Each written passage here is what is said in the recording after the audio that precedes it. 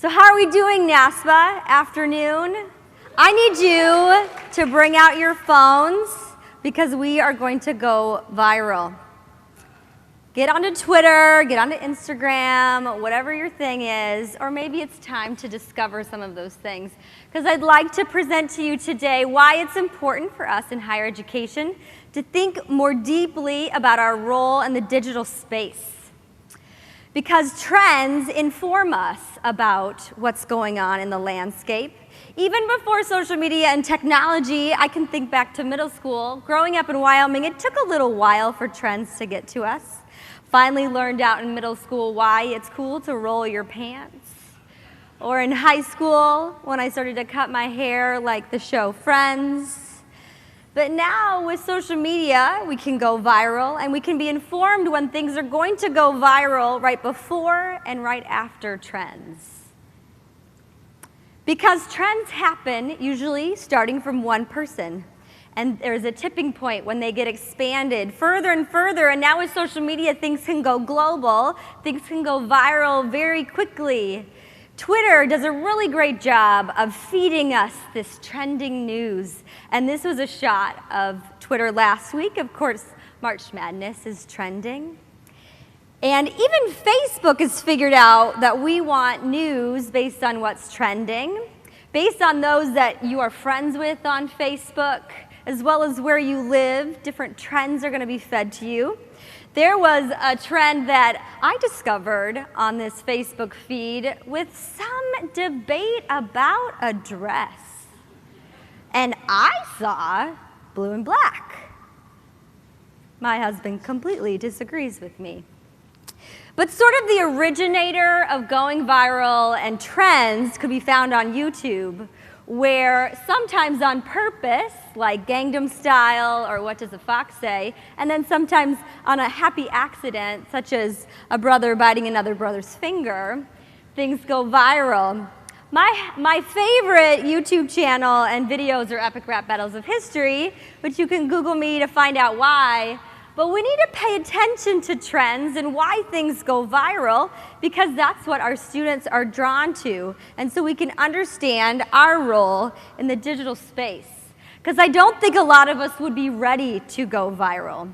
But as a digital educator and leadership speaker going out and talking to college students, staff, and faculty, I need you to. And hopefully presenting to you 5 trends today will convince you why. Because in higher education, we already do set a lot of trends. We are leaders in the field and beyond.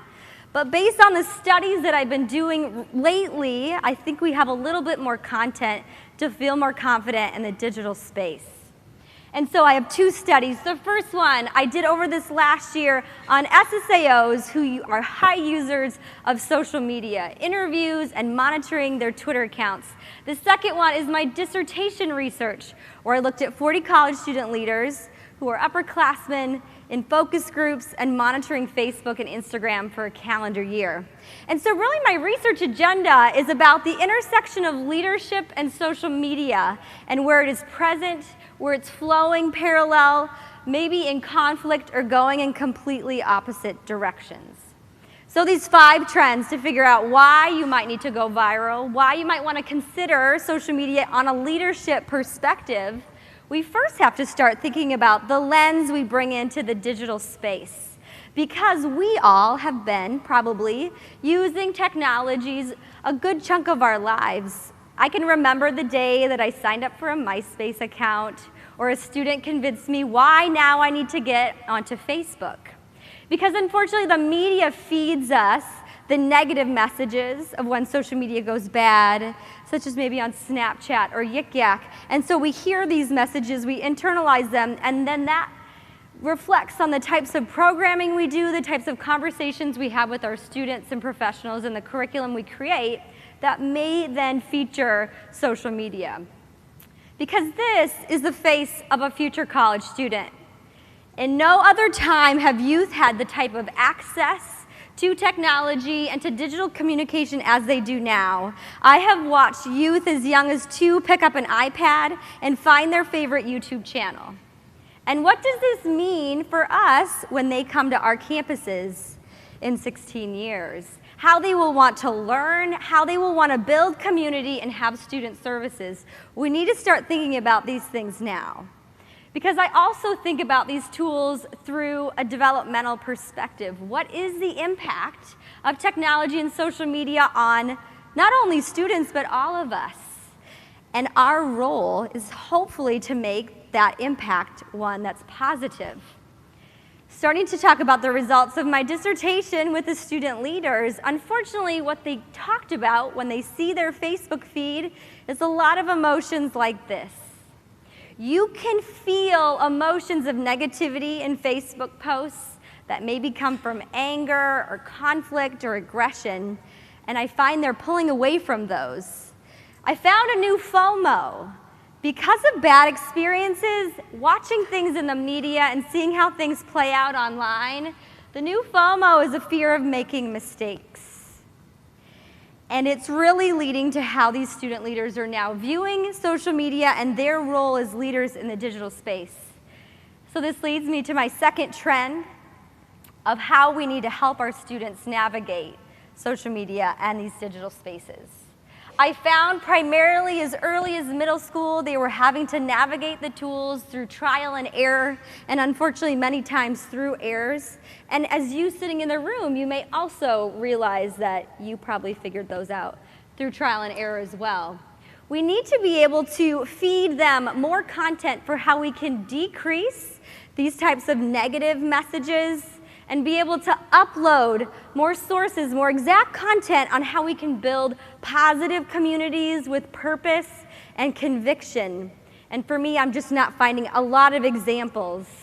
So instead, these student leaders become silent. They use these tools less, or they go to tools such as Snapchat, such as Tumblr, such as Yik Yak, where they know it's more controlled and maybe even more private because they won't be as judged. One TV show that came up in almost every focus group of mine, which is very telling on their view of social media and society, is called To Catch a Predator. And the show influenced how their parents possibly feared social media and the messages then, how they parented students wanting to approve every post that they would then share on MySpace or Facebook. And this type of messaging continued into college. I had student leaders highly functioning, but talked about how their supervisors sometimes made heavy expectations of their social media feed, would sometimes go so far as to make them sign a contract that they would not friend a freshman, even though they were a peer mentor. So one quote from a participant, "I've always been told what not to do on social media, but I've never heard what they want me doing." This student, not only highly involved on his campus, is a NUF fellow, and he wants to be you. And I wonder if his grad prep program will provide him digital leadership skills to be able to be a functioning student affairs professional. And to inform us where we can go with this is my third trend, and it's this call for digital leadership education. It's an SOS. We can use the tools, the training, the curriculum that we already have to start to make an impact. Because we can throw around words like use social media for social good and digital leadership and building community online, but the students don't see that as possible. The risk of posting something they feel convicted about as regards to social justice or activism or community service to them was not worth the risk of the controversy that they had seen it brought on them and to others. Because the space moves very quickly, and they're trying to find their place in that space. So they are looking for role models, but we couldn't find many. And so I ask you if your students back on your campus have role models, other than maybe YouTube channels and celebrities that are high users of Twitter. We need to do more. And so to give you some guidance based on what I'm seeing in the field is the next trend. With my study of SSAOs on Twitter, 16 amazing professionals who I believe are leading our field in the way we engage, not only as high-functioning leaders, but extremely high-functioning social media leaders. Their goal on Twitter is to engage with students. any way possible. No matter high up the ladder that you go, you can always have access to these students, and they found that on social media. They were able to connect with them positively and with purpose even when they had to troubleshoot or do some customer service. So I felt fairly confident to be able to basically make a declaration that you have my permission to accept a Facebook request, interact on Twitter, and Instagram follow with your students. Because the way they were doing this was phenomenal. It was through a value-added whole life leadership approach that we can consider to take on in our own use of social media. They saw the value added. They got to build relationships over marketing. It wasn't about promoting events, even though that may happen. It was about celebrating their community and lifting them higher. I also saw them bringing their whole selves online. And of course, we can all have healthy boundaries. But some of this stuff included posting photos of their dogs or their family on vacation or TV shows that they watched. I'd like to share a tweet with you from the Dean of Students from George Washington University.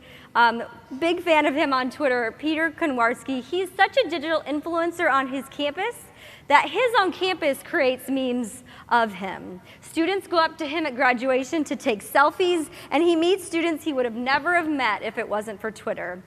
It says, "I love you like GW Peter K loves Twitter." And he reposted this saying, "You tweet me in all the right places." Being able to have fun, and this was posted last Valentine's Day in a timely manner, really strikes a chord. And we can also share a little bit of our lives based on our comfort zones, and it doesn't have to be anything crazy. Jason Merriweather from Indiana, he is a big Star Wars fan, and on the 4th of May, many people post about Star Wars, and the 4th is with you. And this was a very simple way to show, hey, I'm a real person, and I watch Star Wars. And so considering some of those practices that's already out in the field, if I haven't started to convince you yet why this is important, we'll think about this last trend.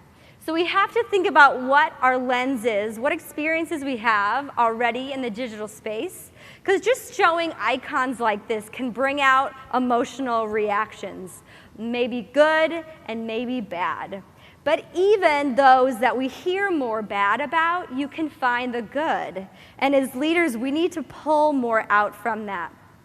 So I'd like to share you an example from an application called Yik Yak. And this is anonymous. It's based on geography, where you physically are. You now also can peek into a location with something that they added in there. And some campuses and even middle schools and high schools have had some problems with this application.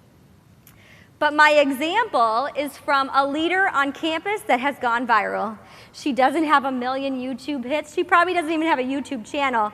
But she has such a high influence with her campus that this is carried out onto Yik Yak.